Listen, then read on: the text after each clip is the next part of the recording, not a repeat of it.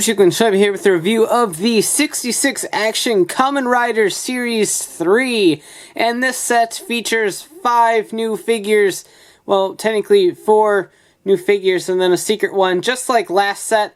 And this set features Kamen Rider Gaim Kiwami arms, Kamen Rider Zangetsu Shin Melon energy arms, Kamen Rider Fourze base states, and Kamen Rider Eternal. And our secret for this set is another Kamen Rider Eternal, but this one comes packed with a cape.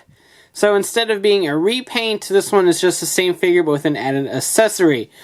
Now I picked this up of a box of the set off of Amiami for about $32 or so. And this features a full set, as you see here, plus 1 extra Eternal, 1 extra Fourze, 2 extra Zangetsu Shins, and 2 extra Gaim Kiwamis. So you get a full box there and some extras to pass off to your friends or sell to people and such like that. So it is a very affordable line. You can pick these up individually upon release at CS Toys and stuff for about 500 to 800 yen. So pretty cool overall. I do love these. So let's go ahead and jump right in and take a look at Kiwami. If it wasn't obvious already, these things are tiny, called 66 Action because they're 66 millimeters tall. Clever. Kiwami here is not that bad. It's not great either though, and it's probably the weakest 66 Action release thus far, only because of how essentially inaccurate it is. The chest is okay for the size scale. You can see the fruits printed on there. Obviously it's not hyper detailed or anything like that, but they did what they could given their size scaling that they're working with here. Unfortunately, he does not have a cape. He has the little cape pieces, but he doesn't have an actual cape, which is a little bit of a shame, but given the fact that Eternal's cape had to make him a secret, I guess they didn't want 2 capes in one wave, which is a little bit of a shame. Head sculpt is pretty nice. You can see the orange of the visor in there, which is quasi-accurate, but Kiwami's visor is a nice rainbow effect, and that isn't present here, which is a little bit of a shame because I always praise the head sculpts on these figures. It's a shame that this one is the first one that is grotesquely inaccurate. But it does have the big head crest on there and stuff, and the Sengoku driver is about as accurate as it can be at this scale. Overall, it's not bad. It's just not really all that great. And like I said, it is unfortunately the worst. It does come with the DJ gun in the Daiken Mode, so that's pretty neat. It's a little bit small, but it works. And of course, it has the white stage that we've all come to know. Actually not, because these are new. They used to be black and a lot thinner. These are now angled off to store more hands, since we get some additional hands with these. Each figure comes packed with fist hands that come default, and then most usually have a pose hand and a weapon holding hand. So you can see these, combination of these present on Gaim Kiwami between the pose and the weapon holding hand.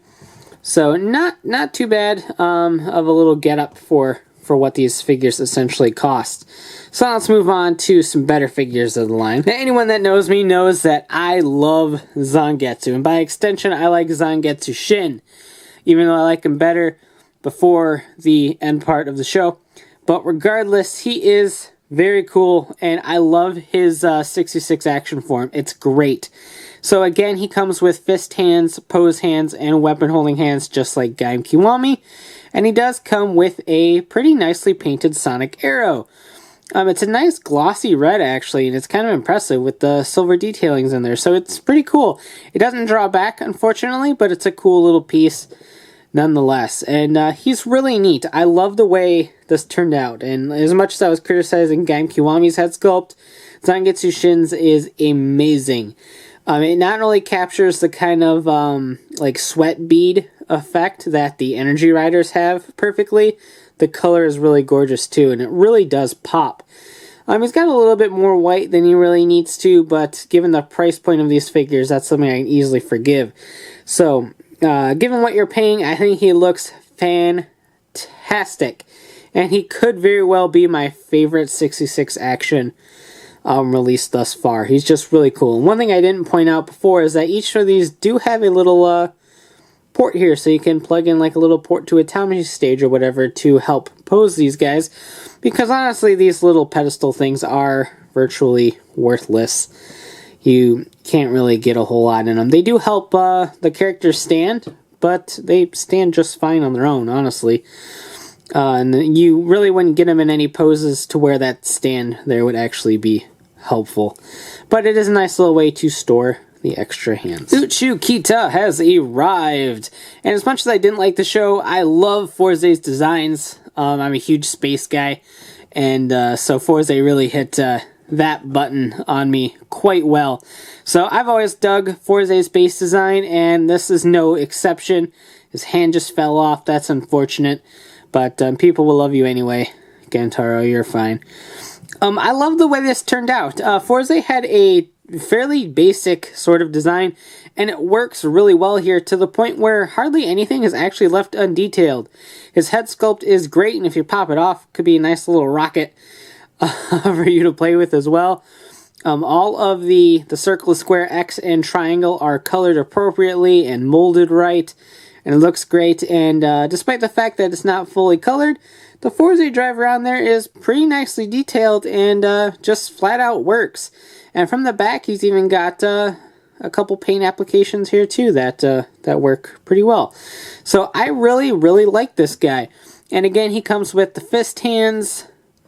And he doesn't have any weapons, so he has the pose hands and then some additional signature pose hands. Since he doesn't have any weapons to hold, he can come with those. So pretty cool. I love the way that Fourze turned out, and if I wasn't such a big Zangetsu fan, he probably would be the winner of this batch. He's just an all-around cool little fig. And finally, Eternal. Like I said, the secret of this box is an Eternal with a cape. And that is just an extra little pouch in the box. And you just pop off Eternal's head, which will come dismantled already in the box anyway. You slip that cape on over his head, underneath his head, somewhere near his head. And it makes for a cool little display.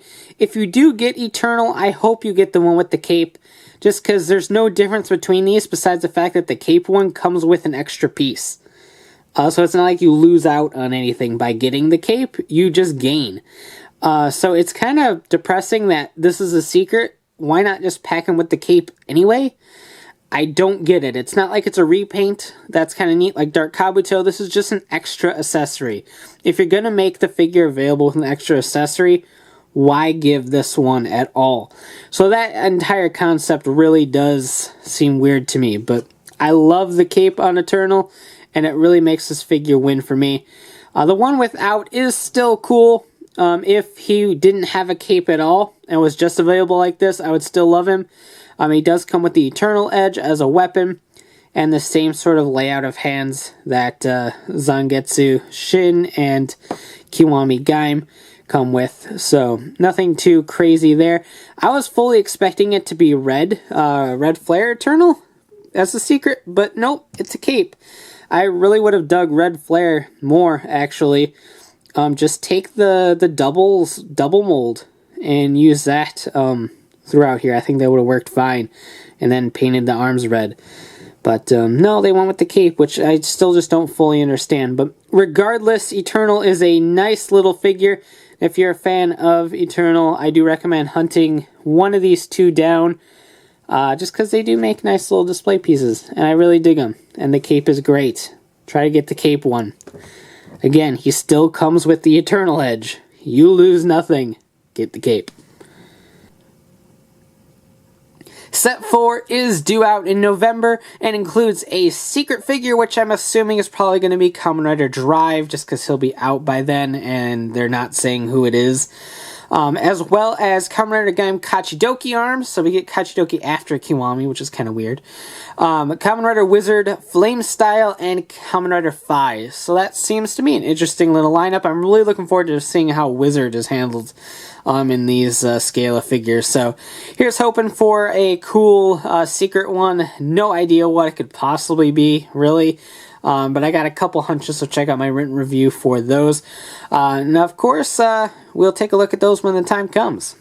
And it just kind of dawned on me that everyone in this set except Gaim Kiwami is white.